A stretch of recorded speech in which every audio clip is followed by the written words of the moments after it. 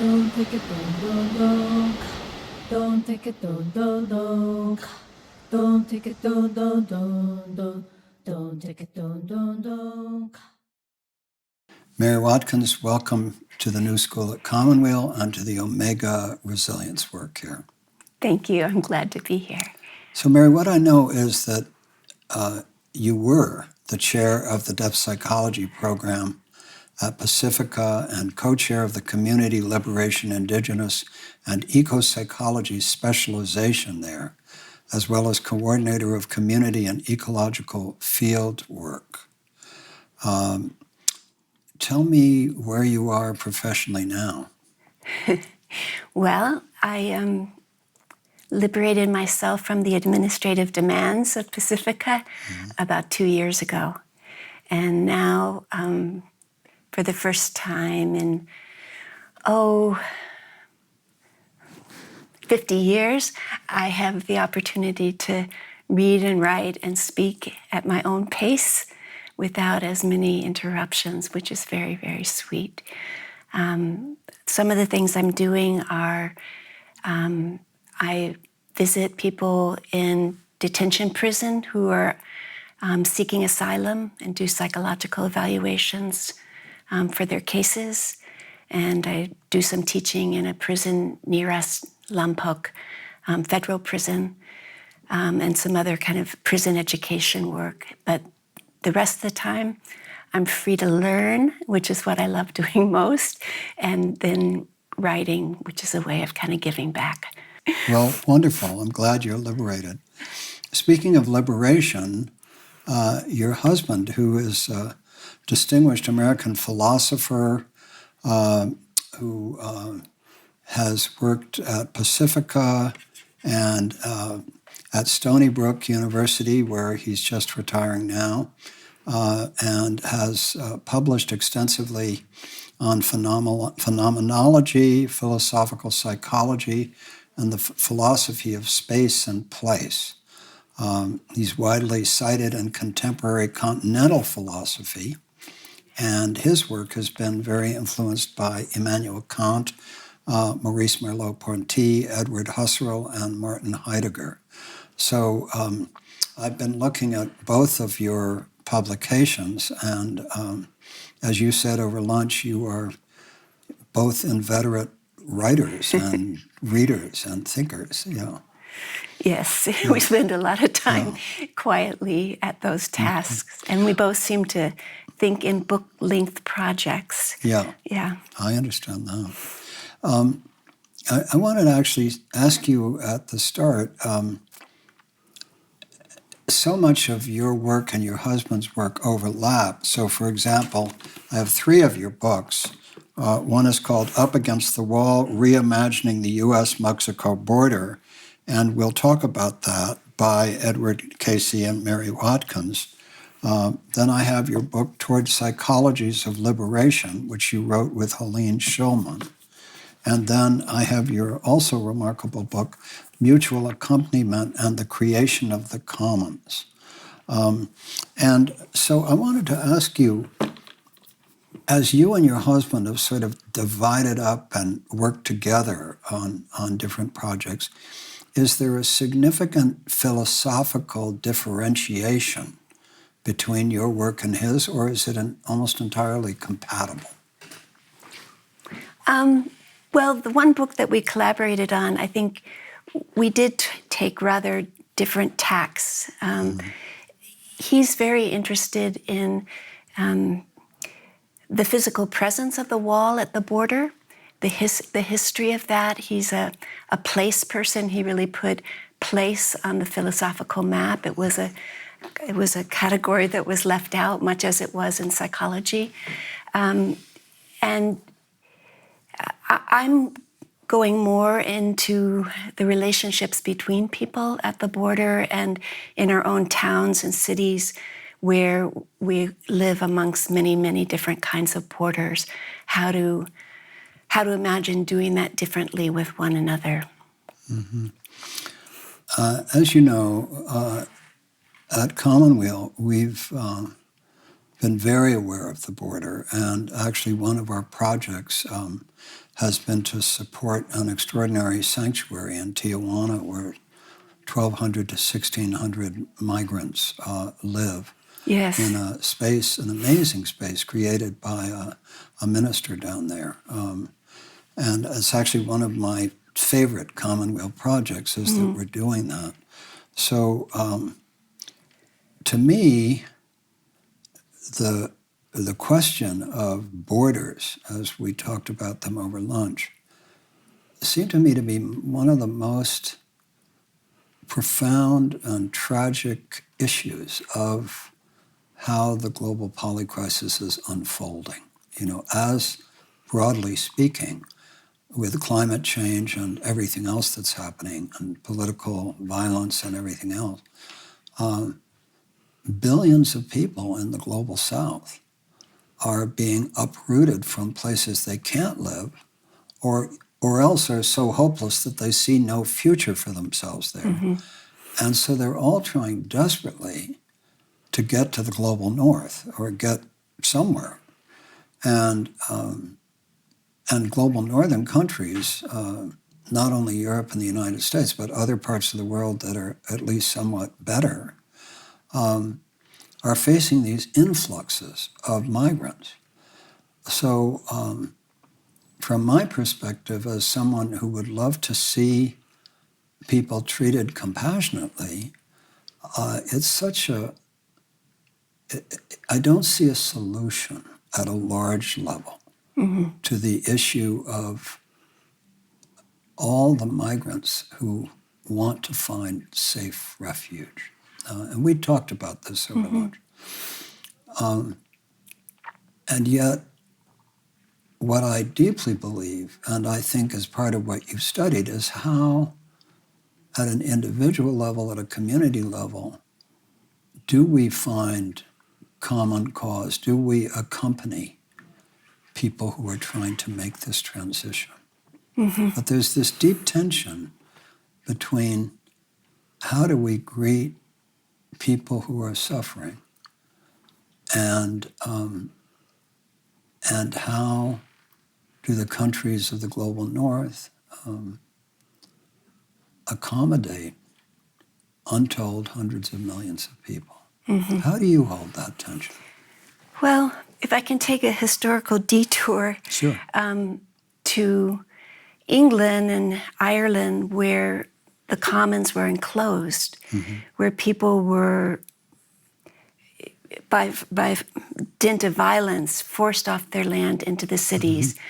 One of the key things that I want to bring up is that when whole communities were forced off the land, all the surrounding communities were told by the landholders that you mustn't shelter anybody who's fleeing or you'll be killed. And that attitude got brought to this country. If you look at the early Puritan communities, people were not allowed to house the stranger in their towns. In a city like Boston, they had people called warners who would go around and see who was here that they didn't recognize and tell them that they had to leave within 14 days. And their reasoning was they didn't want the community of people who were living there to have to fund and support the people in need who were coming in. So this is a very, very old part of the way that we think about keeping our own community safe by keeping other people out.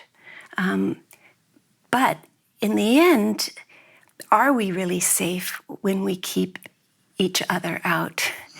At the deepest kind of spiritual level, I don't think we are. And there I think about what Jacques Derrida said about hospitality, that unless you allow the stranger in the door without asking his name or where she came from, you're locked out of the hearth, out of the heart of your own home. You'll never have access to your home if the stranger's kept out. Now, you're posing the wide scale issue, but what will it look like if we don't organize to create small spots of sanctuary where there's some mutuality and really sharing of resources, both material resources, but also cultural resources with one another. So yes, it looks impossible at the large scale, and yet we must do what we can do, whether that's you're at Port Authority and you're greeting people coming off the bus from Texas, or you're creating a halfway house where people can stay until they get asylum, or you're developing these opportunities on the other side of the border, which is what you've been able to do, and which a number of people and organizations are being led to do, which I think is very hopeful, and it would need to happen not just at the U.S. Mexico border, but would need to happen in El Salvador and Honduras and Panama and places where we have inflicted historical violence in order to build our own resources. We owe something back to those communities, and it isn't the military that we owe them back. It's building the resources so that in the light of climate change, as sustainable a life as possible can come into being. You've actually met some of the people coming off the buses at Port Authority. Mm-hmm. Tell us about that. Well, the city of New York has a sanctuary policy that's really pretty radical. It says anybody who wants to be housed will be housed. Now, a lot of people, including the mayor, are not all that excited about that policy, but that's the one at stake. However, they didn't put resources toward getting the people from the bus to the shelters that have been set up, both the shelters that are positive environments and the ones that have been hastily built that are less than positive.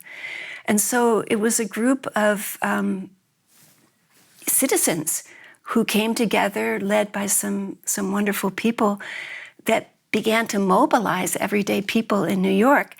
Very well organized, come in for 2 hours, 4 hours, this is what you're gonna do. People at different jobs along that line, people to take people to the shelters, people to make sure you have the right clothes, do you have diapers for your baby, do you have food? Really trying to say we could be a city of hospitality if ordinary people and not city government mobilized. And that's been happening now for almost a year, and it's pretty remarkable. So remarkable that it parallels with the story that you or Susan told at lunch, that a family came back to the sanctuary in Mexico. There are people who come back from the shelters to Port Authority building hoping to find the volunteers because they haven't yet settled and they don't know who to turn to for resources. Mm-hmm. Many people have taken people into their homes in the short term. It's been heartbreaking to see how many children are caught up in this. It seems like you've been concerned with marginalized people and their situations for a long time. Mm-hmm. Where did it start? Well,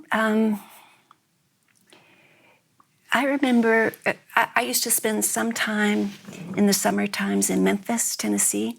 I was brought up in New York, but both sides of my family are from Memphis. And there was a woman who had helped my grandmother's family for many, many years. And I remember being maybe about 8 years old, and we were taking her home. And then all of a sudden, we passed into a part of Memphis that I had never seen before. There were more like shacks instead of houses. There was just dirt roads instead of real roads. And I was like, well, what is this? What is this? Because I really hadn't seen that before. But I think it began to have me ask a lot of questions about how this had come about. And I found myself in two very different narratives, one offered by my mother, one offered by the New York Public School, around the Civil War and slavery. So the black-white relationship really held my attention, through my education. It wasn't until I found myself in California that I even gave a second thought really about the border. And that was, I only got to California about 27 years ago. I found myself in Santa Barbara completely unable to decipher what I was seeing. If you get up early in Santa Barbara, go downtown, you see primarily Mexican people walking quickly and with their bicycles going to and fro, getting to work. And then you come gradually to understand that they're 40% of the town, that many of them are really in hiding while trying to make a living because they don't have their documents. And that's what began to move me toward the border so I could try to understand what's happening in my own town here, that we're living in a kind of an apartheid situation between the Anglo people and the Mexican-American folks. Yeah, but it's been an abiding concern. Mm-hmm. So I was reading back through some of the different situations where you've lived and worked and visited with people, and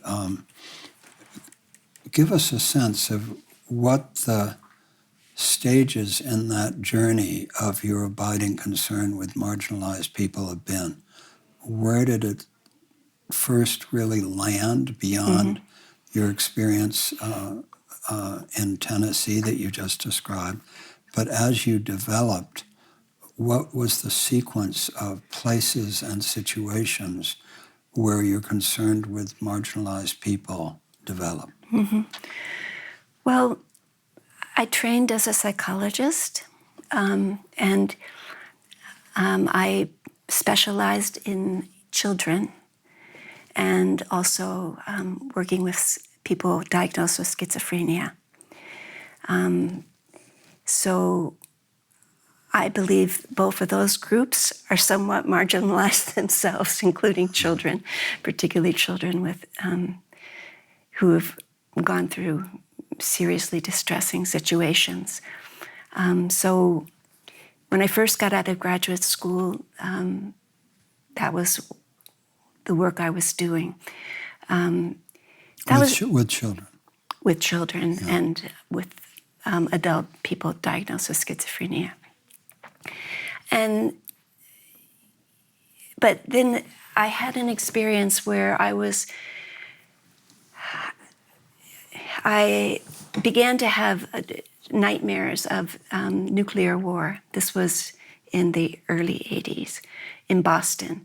And there was an anti-nuclear movement beginning. Helen Caldicott was there, the Australian physician. Joanna Macy was there often. And I had studied, a fairly individualistic psychology that where to think about people getting well, you had a kind of very narrow focus on what you were looking at. The person, their inner life, their relation to their parents, and maybe a few significant others. There were many questions that weren't asked about miseducation, politics, neighborhoods, relationship to nature, etc., ancestral history. So I began to work on the weekends with anti-nuclear activists in groups, and that gradually evolved into working with social justice activists around issues of burnout. And what I noticed was on the weekend, all these issues that were left out of psychotherapy were very deep in the hearts of these people, and they were crying, they were angry, upset. And when you got back to the quiet of the consulting room, the issues from the larger world hardly ever came in because of how both the therapist and the person you were working with was defining what would constitute movement toward well-being. And I realized there's a disjunct here going on, and that's when I found Paulo Freire's work from Brazil and began to study, what he calls the pedagogy of the oppressed. For those who don't know Freire's work, how would you describe it? Yeah. Well, for me, I will say it was the missing half of what's called depth psychology. Freire was an educator, and he was enlisted to help. I don't know, was it 20 million people in Northeast Brazil learn how to read and write?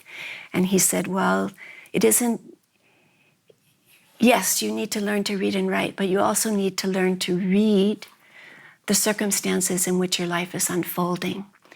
How can we meet together in a group setting? Because he believed people could help each other learn, and that there would be more intelligence coming through the whole group. How can we learn to decipher the social situation that has unfolded to produce the kind of issues that are affecting your well-being, your family's well-being, your neighborhood's well-being? And he called that process conscientization, the raising of critical consciousness. But he said, well, that's not enough. I mean, we can begin to understand how all the structures have fit together so that your family is living on the edge of a sugar plantation without any land to grow food for your children. So your children are going to work at an early age and not getting to school. But what about what you dream? What do you really deeply desire for yourself and your family, your neighborhood? And he called that process annunciation. So he said, once you understand how things begin to fit together, you can begin to dream them otherwise, and then join in solidarity to begin to shift the reality. And his work was banned for a very long time in Latin America. So he was being quite successful at the literacy movement, and the very progressive president at that time, placed great resources into that work. And then the military dictatorship came, and he had to go into exile for many, many years. I had a Fulbright to Brazil just as the military dictatorship took place. Yeah, just as Castelo Branco took power. I arrived in Brazil. Wow! And I was a stringer for the Washington Post, so I was reporting for the Post. What did you witness? Excuse me? What did you witness? Well, what did I witness? An interesting little story. There was an American general who, a military attaché, who I'm not sure he was a general at that point, who showed up repeatedly in different countries where the United States was participating in engineering transformations of progressive democracies to dictatorships. And my father, who was a journalist, had a connection with this military strategist. And I remember going to his apartment and meeting him. And I didn't make all the connections at the time because I was not savvy enough to do that. But I remember that. What I mostly witnessed I was, there was a lot, I mean, this was 1965, 66. I was just out of college. Yes. And there's so much I missed because I was not politically or spiritually prepared. I mean, there was an amazing spiritual healer in the favelas of Rio at that time. And had I known, I could have gone to see him. So both spiritually and politically, I was, in a sense, uninformed, unformed, and I won't say naive, but just much more practical about, as a reporter, Yes. about, okay, Carlos Lacerda, who was the governor of Rio, who I'd come down to study, went into exile. Yes. And Castelo Branco came into power. Yes. So I traveled all over the country, including the Northeast, but I didn't have a informed political analysis. I didn't understand the significance of Paulo Freire's work. So there was a lot that a lot of my life seems to have been, in a funny way, to be behind the curve. Well, we're always trying to catch up, right? Yeah. So a lot of my life, I've been catching up.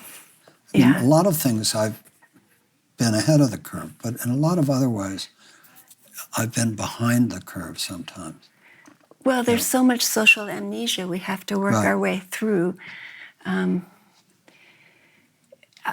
There's after James Hillman died, there was a gathering in Sao Paulo, near Sao Paulo at the university in Campinas to celebrate his life. And I gave a talk there about Paulo Freire, the overlaps between Paulo Freire and James Hillman's work. And I looked out at the audience, and there were many people crying. And I was like, well, why are people crying? It turned out that Freire had been one of the masterminds of creating that campus, and that they had, really had to disregard him during the exile and even somewhat after that.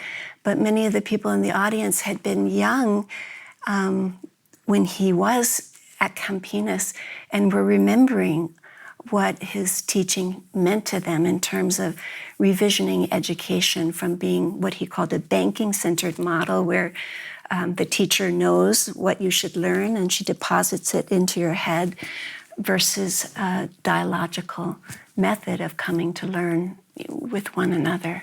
Now, you just mentioned James Hillman, and I understand from our colleague Susan Gray-Lacusum, who brought us together here, and we spoke about it over lunch, that you first met Hillman when you were 23 and remained friends with him for the rest of his life.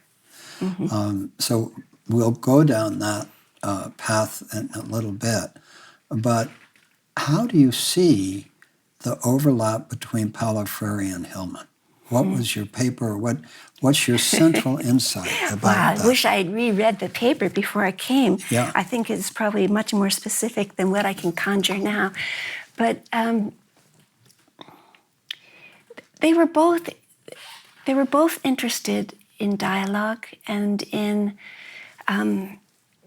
opening up the sense of the individual to the connection with both the wider world in terms of, politics, social things, but also to a sense of what Hillman would call soul. Hillman had an idea that we had co-opted the sense of soul as an individual possession, like I'm going to work on my soul, right? When we really needed to return to this more ancient concept of our all being in soul already. And I don't really remember the rest of what I said. That's fine. But so for our viewers and listeners, let's just take a few minutes to talk about who James Hillman was. I'll start with my piece of it. I've been fascinated by Hillman for many years. I've done many New School conversations about Hillman with his wife, Pat Berry, with his biographer, Dick Russell, with his son, Lawrence Hillman. And so I've been really fascinated by his work. I actually also have to say that in some fundamental ways I differ with him. And the place that I differ with him is that Hillman, who, as you know, came out of a fairly wealthy Jewish family on the East Coast and ended up at the Jung Institute in Zurich and was the kind of star student, perhaps the best student that ever went there, joined the faculty, and then was run out of the institute for having an affair with a minister's wife who came after him, even though many of the faculty were having affairs at the time with students and so on. But he got run out and went to London and discovered the great collection of images that had actually been taken from Nazi Germany to England for safekeeping, and discovered the work of Marsilio Ficino and the whole work on Ficino's astrological psychology, and was able to situate his own work in a lineage that preceded Freud and Jung, and was known as sort of the, quote, bad boy of archetypal psychology, to give my little gloss on it. Astonishing figure. But I think where I differ with him, and I'd be fascinated in your thoughts about this, is that Hillman abhorred psychologies of self-improvement or ascent. That he said that, there's both spirit and soul, and the spirit tends upward toward the divine, and the soul stays close to the body. He was very clear that he spoke for the soul. And that when the soul is abandoned by spirit and it ascends, it feels lonely, it feels aggrieved, it begins to express itself, its unhappiness with being abandoned. So he had this fundamental view, right, that psychologies of ascent were not what interested him. Well, guess what? Psychologies of ascent interest me as well as soul psychologies.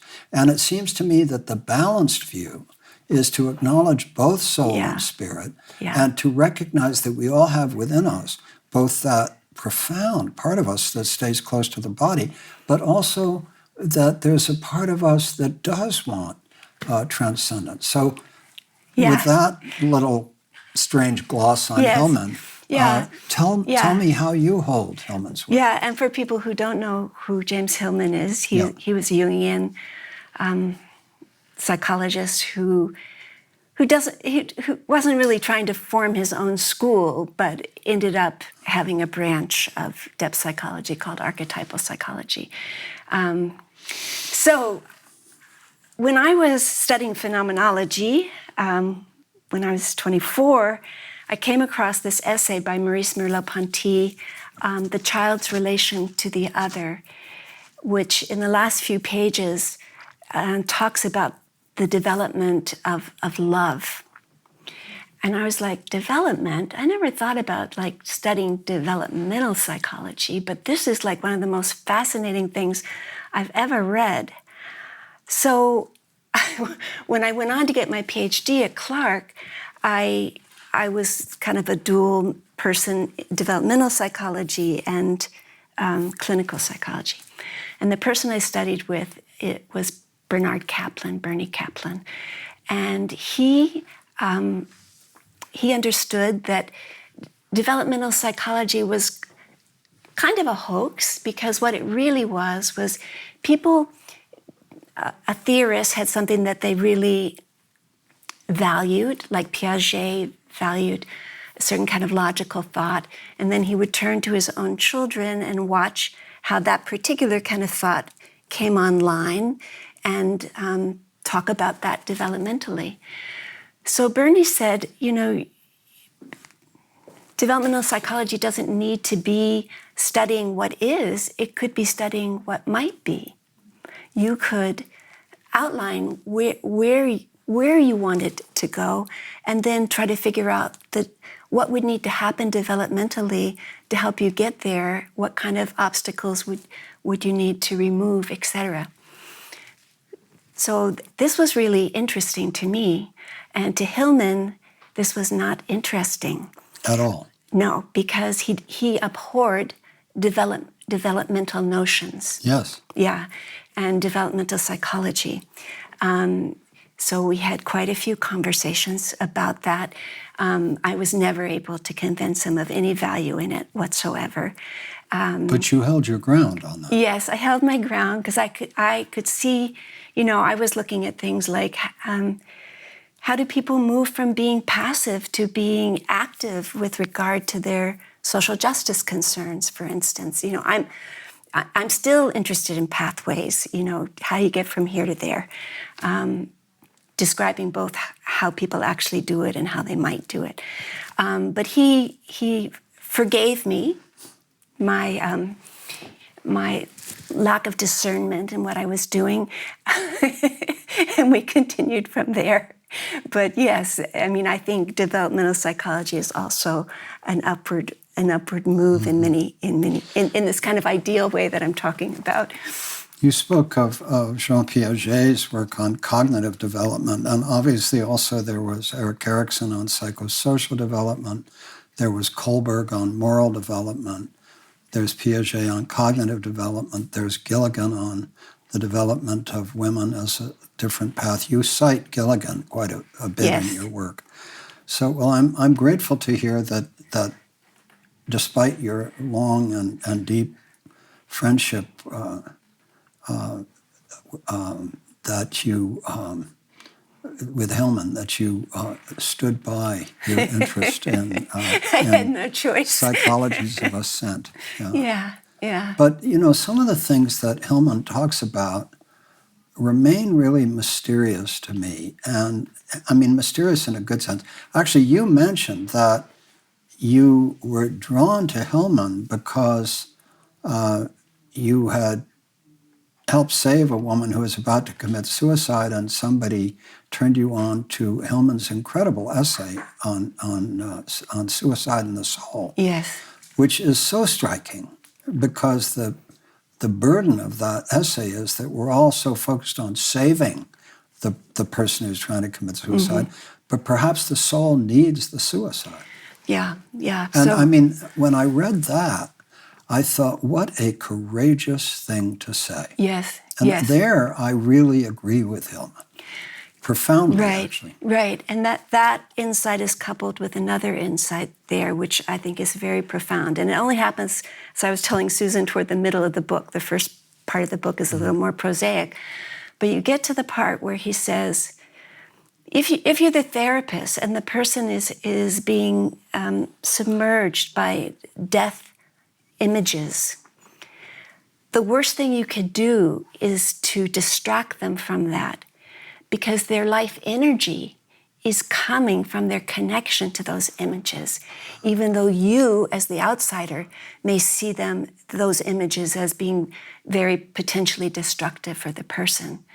So your task is to, he didn't use this word, but it's to accompany the person where they are in exactly what it is that's unfolding, and not trying to insert more appealing images that are appealing to you, or lead them away in various ways. Because at that time, if you took that position, your supervisor would say, oh, you're encouraging them to commit suicide. And no, that wouldn't be what you would be doing. You'd just with them in it. See, to me, this is one of the most profound issues that I've worked with, in 37 years of working in the Commonwealth Cancer Health Program with people with advanced cancer, and talking with friends like B.J. Miller, who's a great practitioner who works with end-of-life issues. And the issue, which is so controversial, is whether people with a life-threatening illness who have had enough should be allowed to take themselves out. Yes. Now, I call that, some people call it physician-assisted suicide. I call it self-deliverance. Yes. And but it's not only about people with a life-threatening illness. No. And it's such a fundamental question. And it's debated, as you probably know, in philosophy. There are some philosophers who hold that you can measure the level of a civilization by its attitude towards self-deliverance. That No, I didn't know a that. truly enlightened civilization recognizes the human right to decide when it's time to depart. Yes. Yes. And it's such a slippery slope, because if you do acknowledge that, then the fact is that there will be a lot of elderly people who will say, you know, I don't want to be a burden to my children, and I'm wasting our family inheritance, and it would just be better for everybody if I disappeared. So that's the slippery slope argument, Yes. and it's very, very real. Yes. You know, and you think of all the people who have these immense depressive episodes, right? Right. Where they want to kill themselves. Yes. And if they could get to the other side of it, they might remember that they wanted to live. That's right. But so if you follow the Hillman route, it's like, hey, this is what they're imagining, so on and so forth. I will just accompany them. I will not try to rescue them.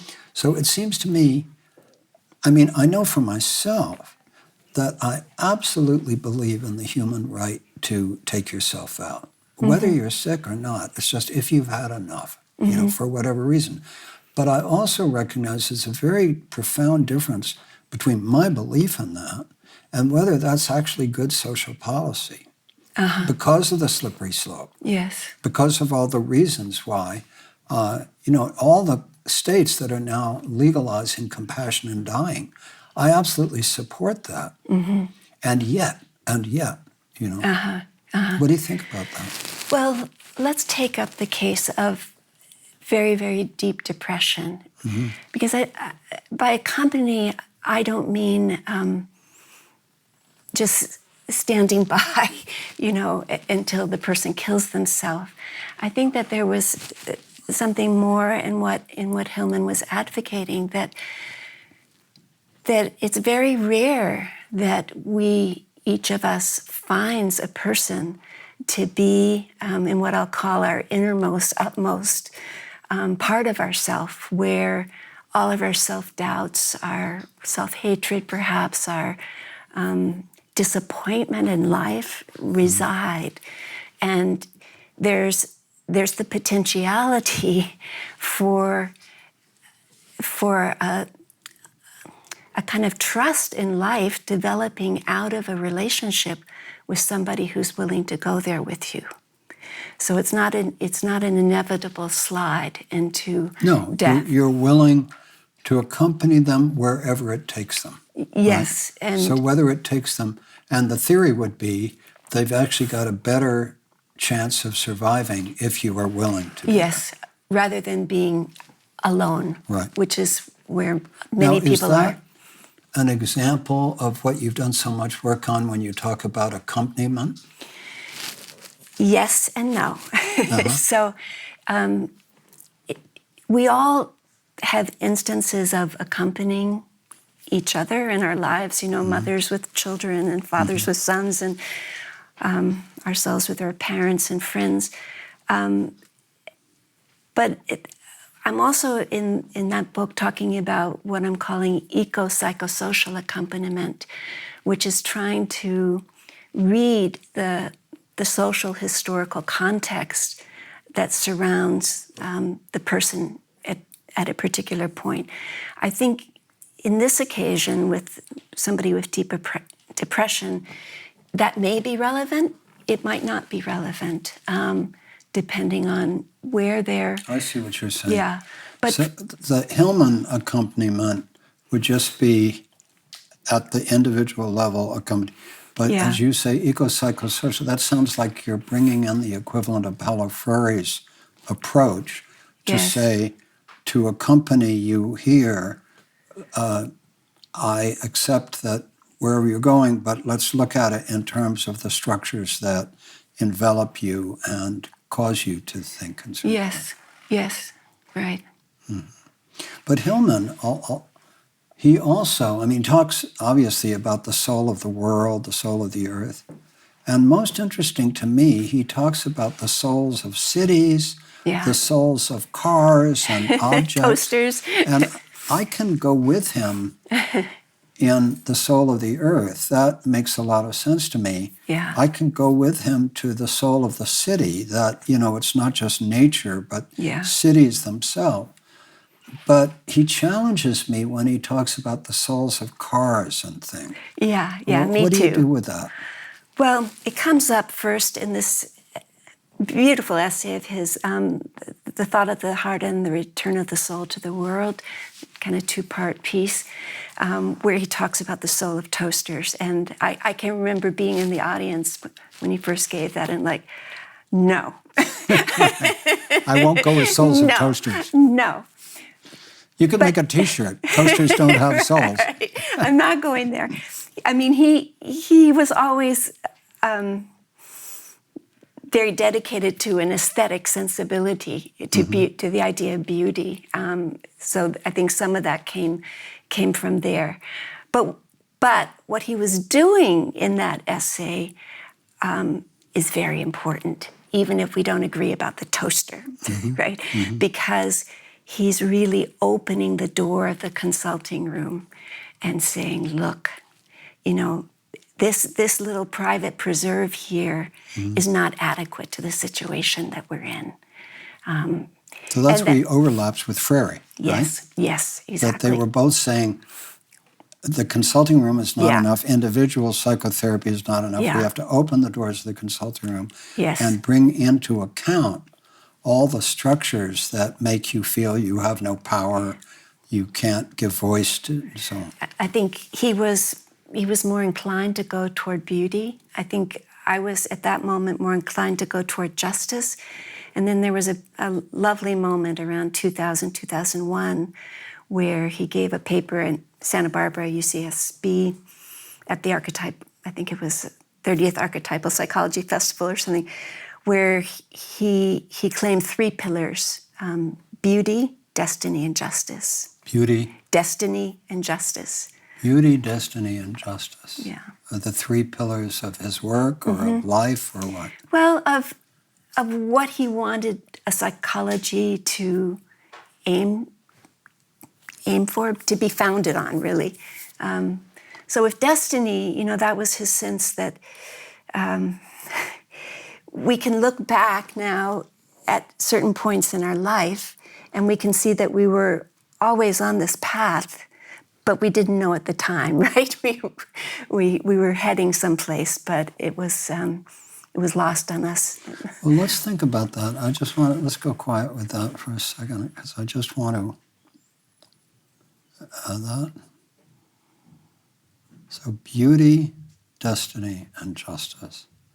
So what I'm trying to do with that, maybe you can help me, is that it seems to me the ancient triad is some version of love, wisdom, and will, right? Love of the heart, wisdom of the mind, will, the service of the hands. It's heart, head, and hands, right? So that's the ancient triad. Now, that I find in many, many traditions, but it takes many different forms. So, Freud said it's love and work. Rollo May said it's love and will. Those dyadic versions of this. But you also find the Platonic tradition of truth, beauty, and goodness, right? So, beauty, and then there are the muses. And in the tradition of the muses, the muses were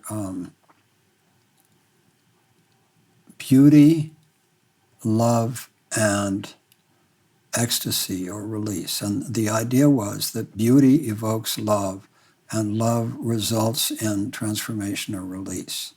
So I'm taking Hillman's triad of beauty, justice, and Destiny. destiny. And I'm wondering, I mean, obviously they both have beauty. Destiny probably feels like it fits into the will thing because it's where you're actually going. And then justice, you know, to me it's so profound, that great line from the Bible of what does the Lord God ask of us but to love justice and walk humbly with the Lord our God. There are three terms there as well. So I can't move the Hillman triad into those ancient ones, but I love it. It's beauty, justice, And destiny. and destiny. And the destiny piece fits deeply with his whole idea of the kernel that unfolds Yes. in our lives and the great work he did on that. Yeah. Yeah. Yeah.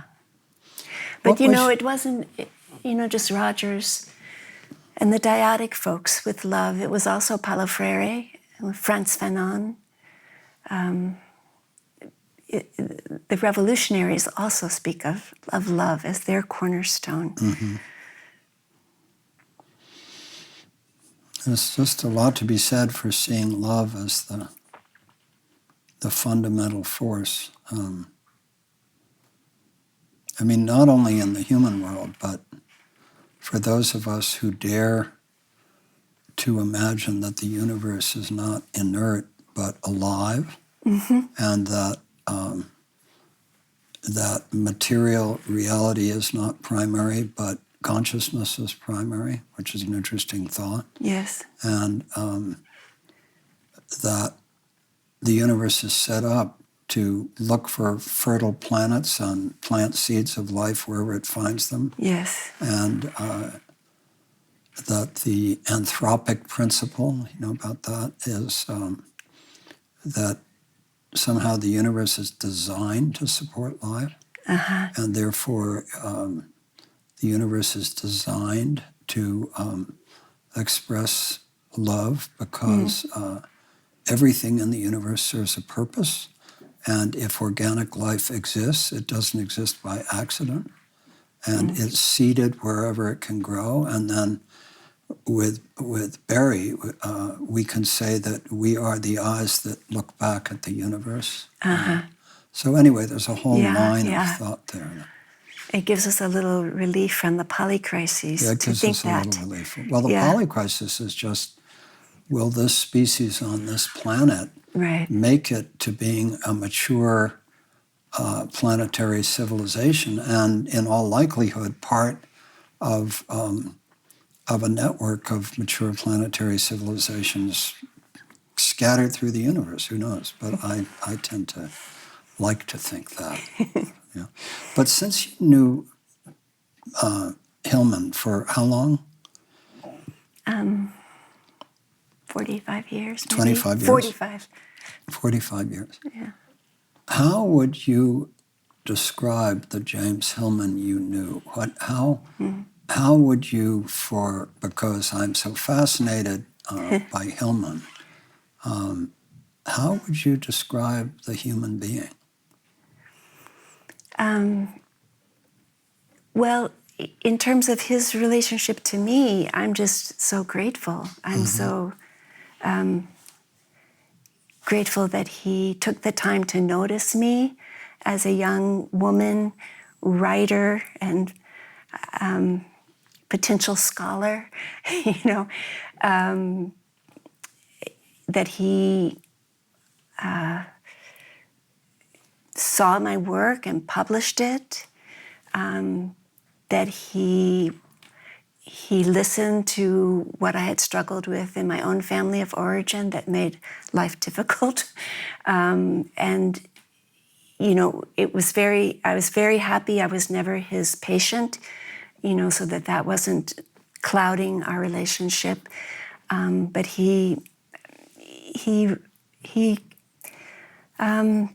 I felt like he saw me, you know, and that that we enjoyed, being with each other and having a friendship across generations. And yes, he could be quite critical early on.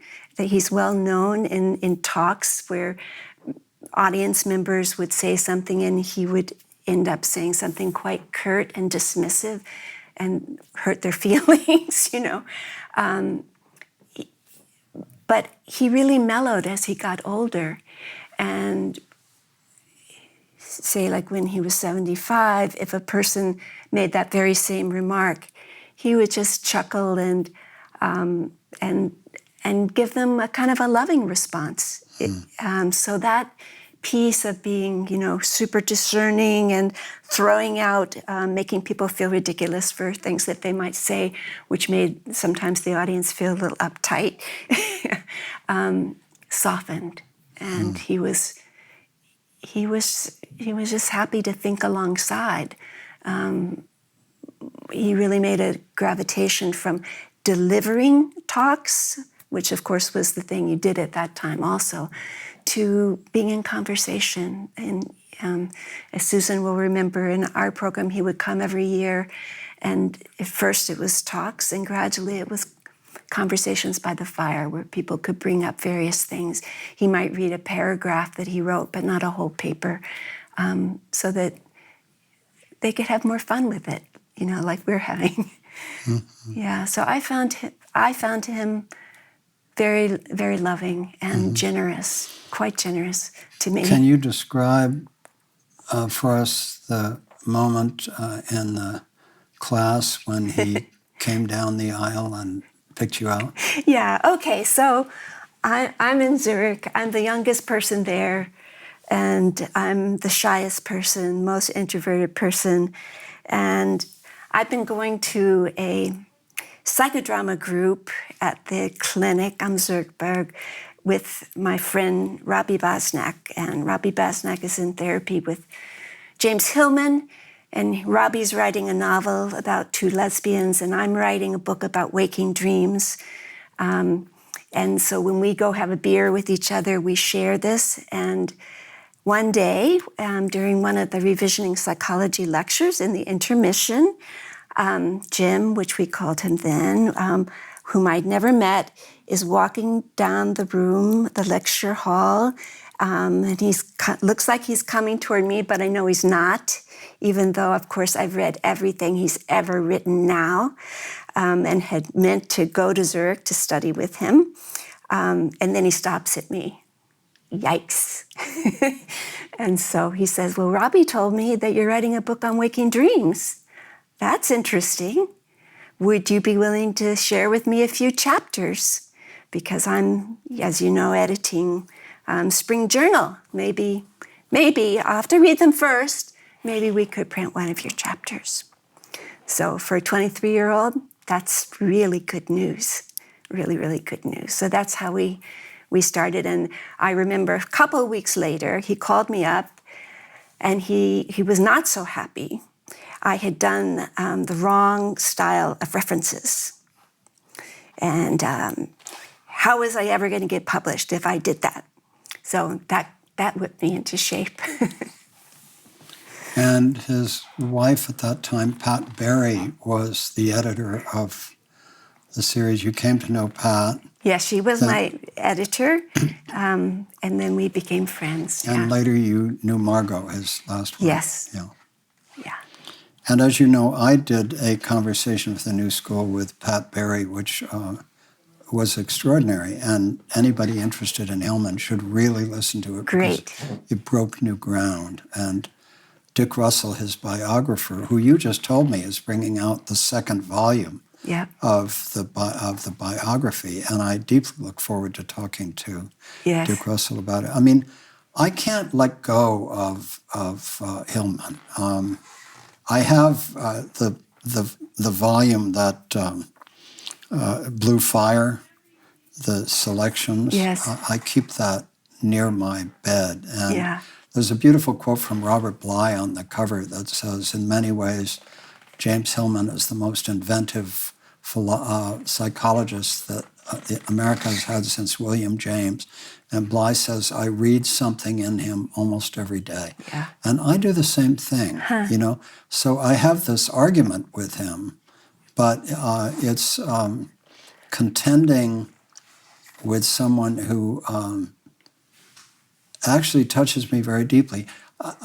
I think we might have this in common, that you can really be into Hillman and not give up the ascending spirit. Yeah. You know? Yeah. Okay, Hillman speaks for the soul. Yeah. Fabulous. You know, because he is the soul's defender, he has that incredible insight, undiluted by any ascent psychology. But we can hold ascent psychologies along with the depth of his awareness. Yes. Yeah. So I was very moved early on by the Catholic worker movement. Yes. You know, and by Dorothy Day. Yeah, Dorothy Day. And this would have been a concern that wouldn't have, you know, or my reading Thomas Merton from front to back.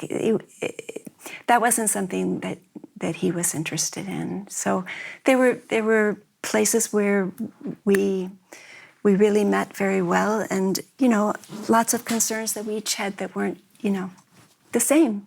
You were friends across your differences. Yeah. Wonderful.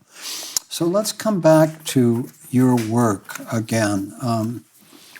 These three books that I have, Mutual Accompaniment and the Creation of the Commons, Up Against the Wall, Reimagining the U.S. Mexico Border, and Toward Psychologies of Liberation. So let's just take Toward Psychologies of Liberation. Tell us what you were trying to achieve with this book. Wow. Well, from the very first course I ever had in psychology, I had a deep disappointment with academic psychology. And so I kept trying to find a psychology that I could really get behind, and ended up like needing to put a number of things together to get there. And this book is really trying to take some of the wisdom out of Latin American approaches to spiritual and psychological liberation, and place them alongside of certain aspects of depth psychology. So, as I've said, I was deeply inspired by Paulo Freire's work, and could see it as a methodology of working with people that was almost completely left out of clinical psychology.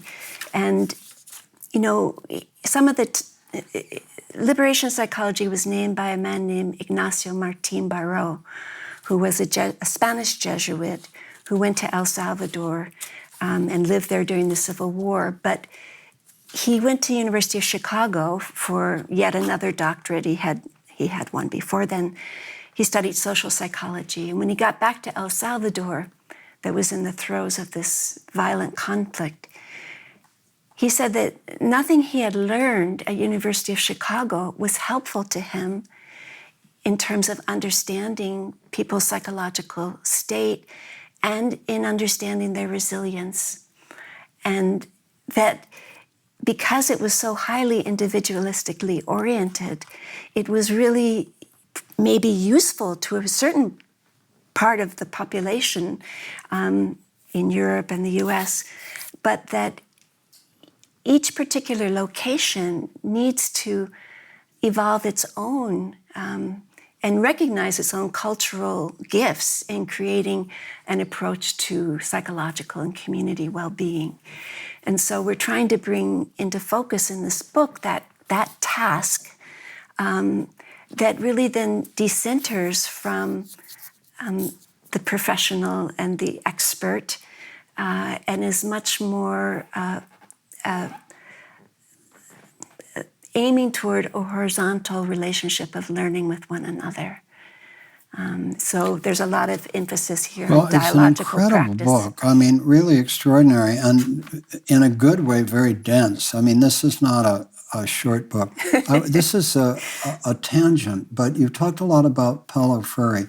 Was Ivan Illich of use to you in your work or not? Somewhat, mainly in terms of this term conviviality. One of the strands that comes from liberation theology is a commitment to engendering liveliness. To what? To engendering liveliness, to paying attention to what brings a community, a neighborhood, a person alive. So it's not all about oppression. It's also about vivacity. And I think Illich was onto that. Because when I look through this book, and just to give our listeners a sense of it, the first whole section is called Compass Points. And the first section of that says, beyond universals, local regeneration, inadequacy of current psychological models, redrawing disciplinary boundaries, practices of assisted regeneration.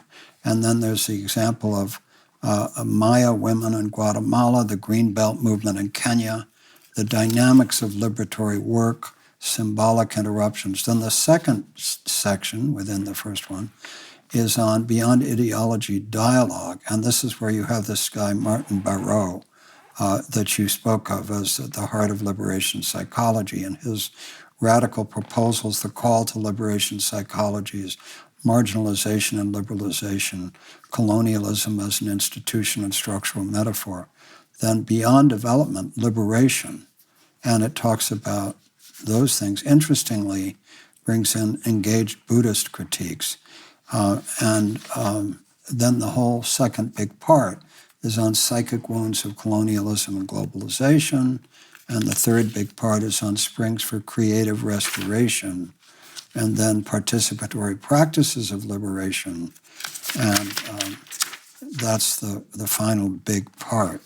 So what struck me is, this is really an extraordinary book, is that you have had these large topical headings, and then you have drawn on a whole set of different experiences from liberation psychologies to depth psychology, and created this immensely dense, in a good sense, dense piece of work.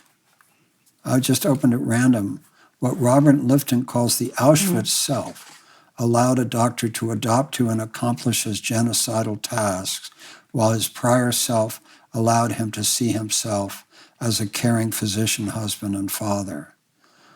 I was, by the way, the recording secretary for the Wellfleet Psychohistorical Conferences with Eric Erickson, Kai Erickson, Robert Lifton, Kenneth Keniston, I wish I'd and been there. Philip Reif. Wow. And I did that for 2 or 3 summers. Beautiful, beautiful. Yeah. No, Lifton taught me a lot. And that book on Nazi doctors has really come back into my mind recently as I work on the psychology of the enslaver, his relationship to those he enslaves, and then his going back into the plantation house, right?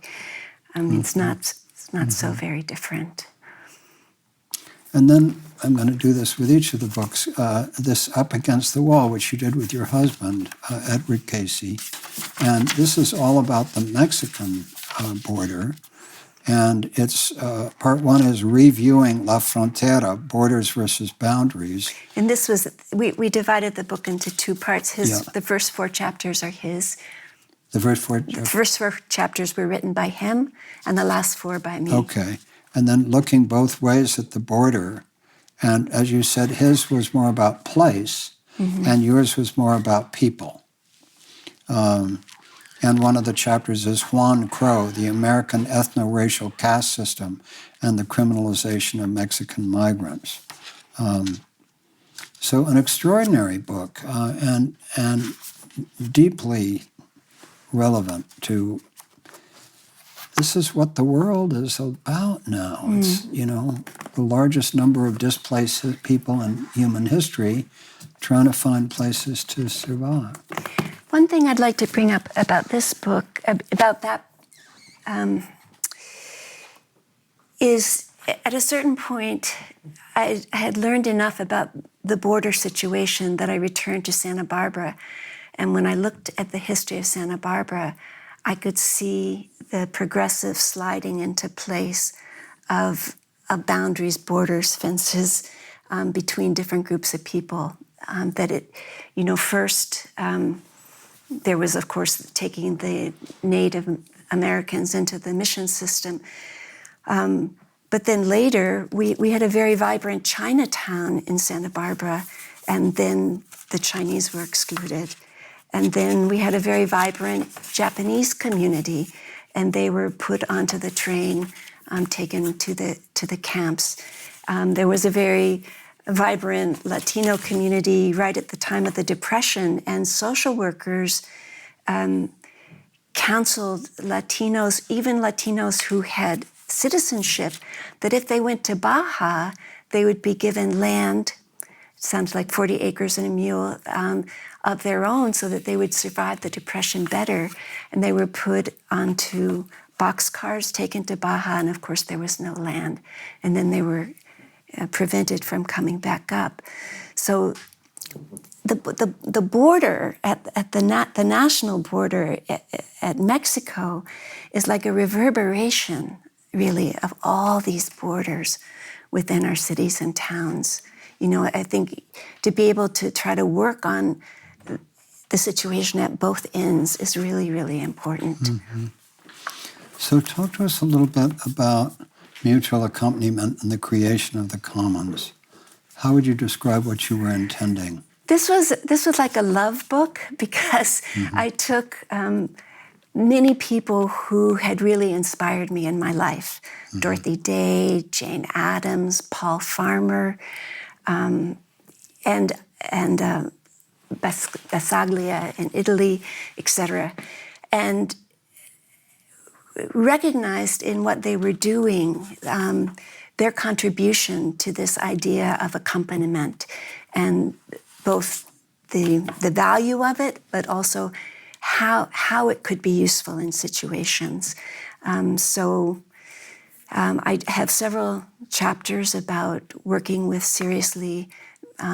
with people who have been diagnosed with serious mental illness, because that was a really large part of my earlier life. And I had been really moved by people like R.D. Laing and Bassaglia, who took that on, right, in their own ways. So I sort of fell in love with the word accompaniment as it came out of liberation theology. Means to break bread with another, to be a friend, a compañero, and try to show how a shift from a kind of expert-driven model of mental health and also community work could be made to what I call mutual accompaniment. And the mutual there is really important. My editor at Yale University Press wanted me to take it out. But the secret of accompaniment is that it can begin with a kind of one-sidedness where you think you're going to give some kind of aid or help or whatever. But if you're actually entering into accompaniment, you're entering into a deep relationship, and it becomes mutual. There's something that you are gaining also through that relationship. Well, your opening quote is from the Aboriginal activist group in Queensland, Australia. If you have come here to help me, you are wasting your time. But if you have come here because your liberation is bound up with mine, then let us work together. Yes. So that's where the mutual accompaniment comes. Yes. Yeah. Interestingly, the one chapter that you didn't write is by G.A. Bradshaw on non-human animal accompaniment. Why did you include that? Okay, so I met Gay at Pacifica. She was a student, although she already had a PhD in mathematics and was a student of linguistics. And she began to approach me at a certain point, could we write some things together? And she began an incredible animal sanctuary and initiated what's called transspecies psychology. So she has now a center called Carlos Center for Nonviolence in Jacksonville, Oregon, that's a sanctuary for animals that have come from terrible circumstances, and is also a Buddhist learning community around creating relationships across species borders. So I contemplated at first writing something about it, but I don't have that much lived experience with creatures, other than my many children and husband. And I felt like it belonged in the book because, again, trying to break open some of the ways that we put fences around what makes us who we are. We don't want to leave out the fact that we're a creature among creatures, right? And that there are these possibilities of retrieving the capacity to be with and alongside animals other than human animals. Yeah, so I thought she did a beautiful job, and we've... Yeah, that's a remarkable book. So what are you working on now? Okay. I'm working on a book called White Work, Radical Genealogy and Racial Reparations. And each of my books has taken about 7 years. And I'm in year 2 of this book, but I have an outline. And essentially, I'm taking Paulo Freire's idea of a pedagogy and saying, the pedagogy needs to be not only for the oppressed, but for those who have a lot of power, privilege. So what does a pedagogy for non-poor white people in the U.S. look like? And part of that is taking Martine Barreau's idea seriously, that we begin with historical memory in order to understand who we are. And so for me, that means going back 6 or 7 generations to how my family was involved here on Turtle Island, which involves chattel slavery, enslaving people, as well as Native genocide. So I'm trying to use a few ancestors as kind of windows into different historical periods when something very major happened, like when we cooked up the idea that we were white and why we did that. When we cooked up the idea that it was okay to enslave a person as long as you gave them room to have spiritual freedom.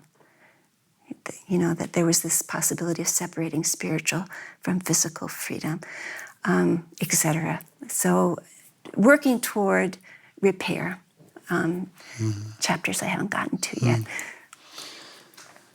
When you think of this phase of your life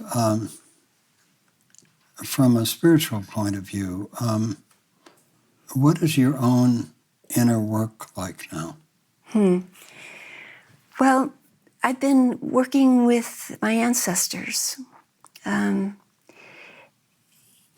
that's not, altogether pleasant work.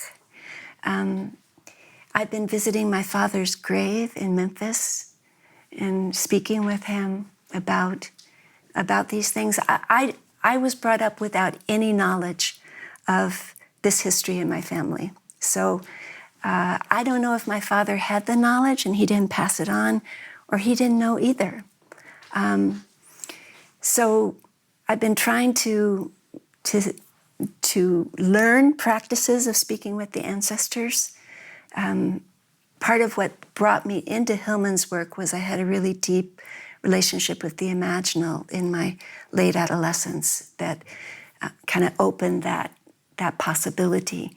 So I find myself going back to some of those practices to try to speak with these people about what they did and how they might have seen things.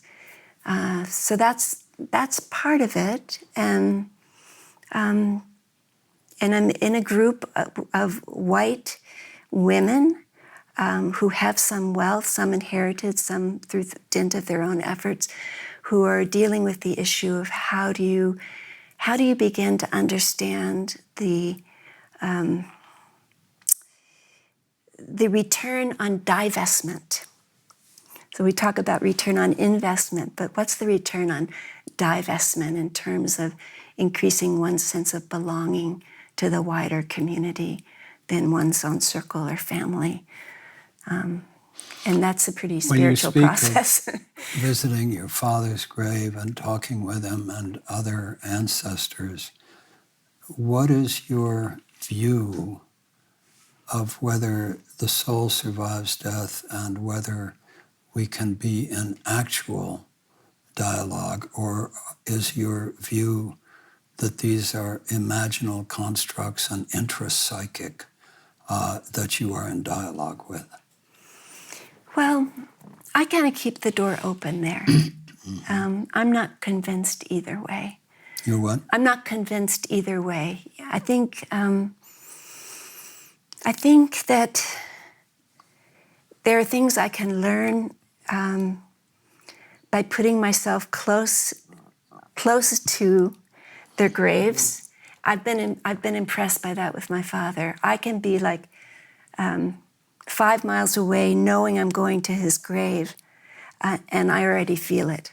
And he's buried in a place where I only have to walk 10 or 20 feet till I am related to 30 or 40 people around me. I don't know all of them, but I recognize their names. Quite a few of your ancestors were Quakers? Well, I had no idea they were, but it turns out that from 1660 to when the Quakers outlawed enslaving people. So for that 100 years, I had Quakers on both sides of my family, and on both sides they enslaved people. How far back does your family go in this country? 1608, Henry Watkins, also the name of my father, came to Jamestown and helped to chart the Chesapeake Bay. And in that little narrative, he killed a Native American who fell off the boat and drowned.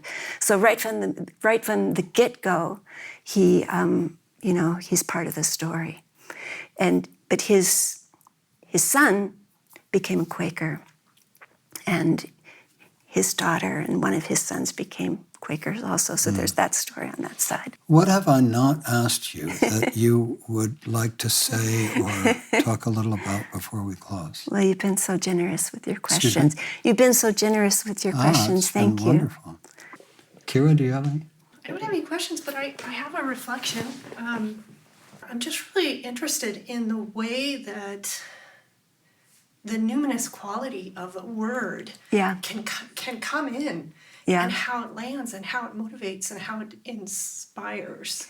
And there's a couple of things. One is the Sufi group that I have been involved with. The 3 words that they chose, I guess people choose 3 words, but the 3 words that they chose were love, harmony, and beauty. Mm-hmm. And I was just comparing how the word harmony lands versus justice. These words are so important, the way they land in our psyche and the way they land in our spirit and our body. So that was interesting to me. The other piece is when you first told a story about the Irish and English people who, what did you say, that they called people who came strangers, and there was a law about the strangers not being able to stay. That was in the U.S. In the U.S. Yeah. Okay. And I was comparing that to some of the other cultures that I know of, the Sufi community, but also a lot of the indigenous cultures who, they don't use the word stranger so much. They use the word guest. Yes.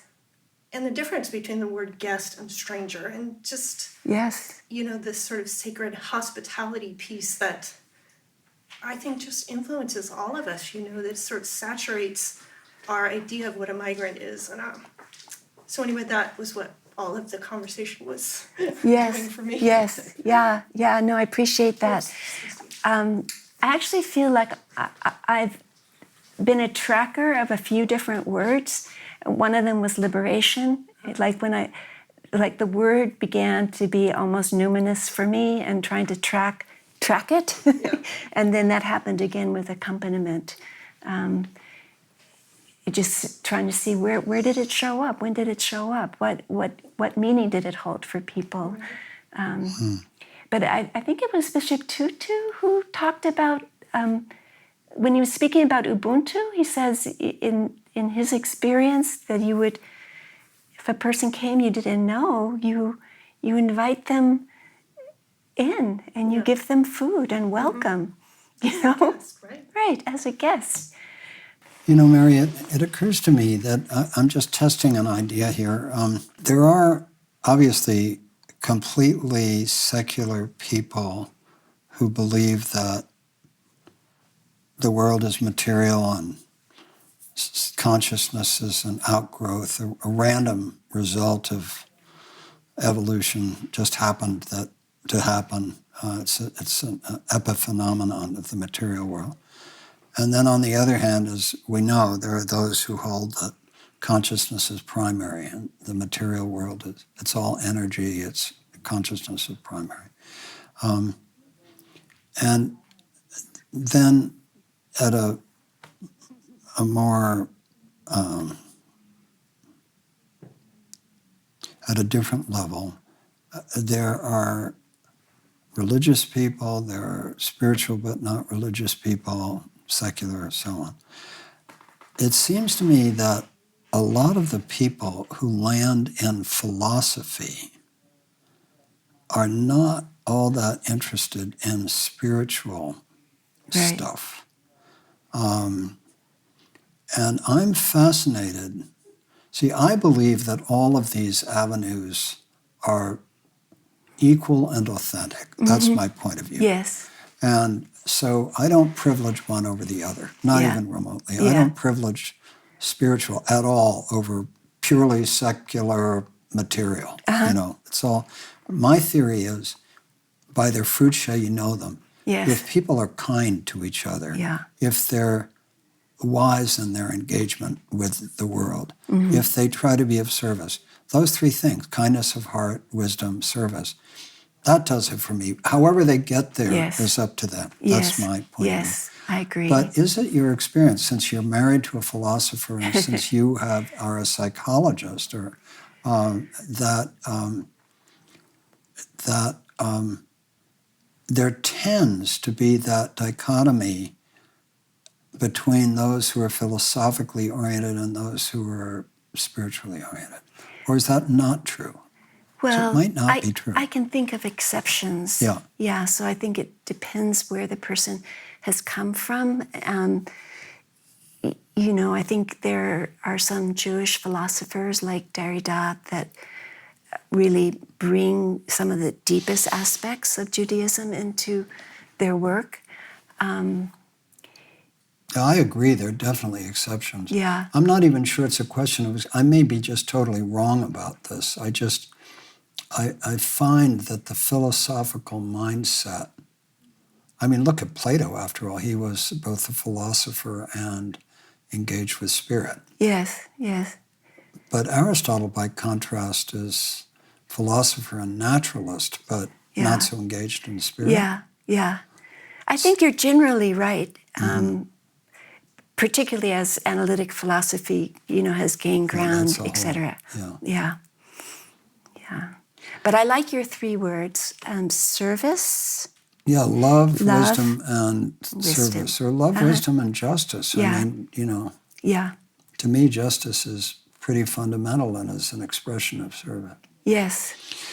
Well, Mary Watkins, author of Up Against the Wall, a reimagining of the U.S. Mexico Border with her husband, the philosopher Edward Casey, author of Toward Psychologies of Liberation with Helene Schulman, author of Mutual Accompaniment and the Creation of the Commons, and author of numerous other articles and several other books.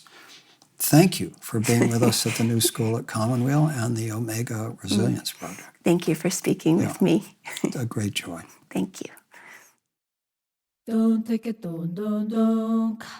don't take it, don't, don't take it, don't, don't take it, don't take it, don't take it, don't.